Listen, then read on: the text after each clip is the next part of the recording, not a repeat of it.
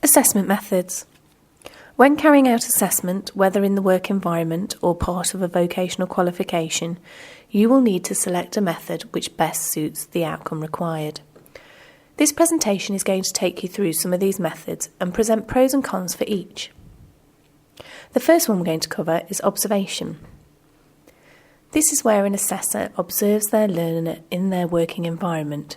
This is particularly useful for assessing performance criteria, as you are able to see firsthand the learner perform and demonstrate, or not, the criteria required. This assists authenticity of assessment.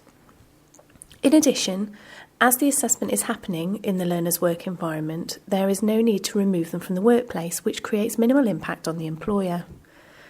It needs to be considered that learners can feel pressured when being observed, and this can affect performance.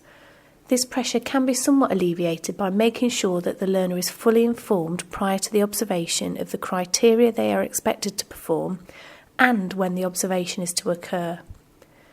If you are a peripatetic assessor required to visit learners in their host organisations, it may be important to negotiate with the learner's employer when this visit is convenient. The next method to be explained is Recognised Prior Learning, or RPL. During the initial meeting with your learner, you will discuss with the learner skills and knowledge they may already possess. This is called initial assessment. Part of this includes previous qualifications. Some qualifications may cover criteria required by the learner, and this can be used as Recognised Prior Learning, or RPL.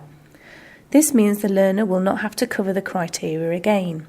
However, as the assessor, you will need to ensure the criteria truly matches that of the award you are delivering, which can be time-consuming.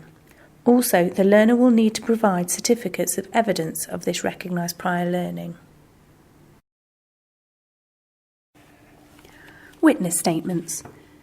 In order to capture performance activity you are not able to observe firsthand, a witness testimony can be used. This will come from someone who is an expert in the subject and knows your learner, for example a line manager. It is up to the assessor to determine suitability of the witness. As the assessor, you will need to brief the witness on what they are expected to do. The witness will often write a statement about how your learner has met or demonstrated the outcomes or learning objectives. On receipt of the testimony, you will also need to liaise with the witness to confirm authenticity. They also need to sign a declaration. This is often provided by the awarding body. Questioning can be verbal or written and used as a deliberate tool for the assessor to find out what the learner knows. The questions themselves need to be considered, and it is important to consider the environment in which the questions are asked. For example, if using them in a group environment, ensure that all parties have an opportunity to demonstrate the knowledge.